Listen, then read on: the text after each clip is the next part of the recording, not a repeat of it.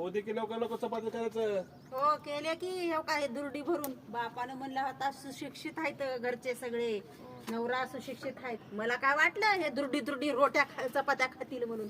दुर्डीवर चपात्या. जिंदगी अशी माझी नर्क होऊन गेली नर्क आल्यापासून लग्न केल्यापासून. मग बापाने कलेक्टरला करून देऊ नये का? वाटलं होतं बापानं एखादी ह्या नोकरदाराला बघून देईल म्हणून पण दिला काय न बापानं डाळ मिलचा बघून कामगार इथं बडवा लागायला आता दुर्डी दुर्डी चपाती आम्हाला. मग कर आता. जिंदगी माझी नर्क झाली नर्क.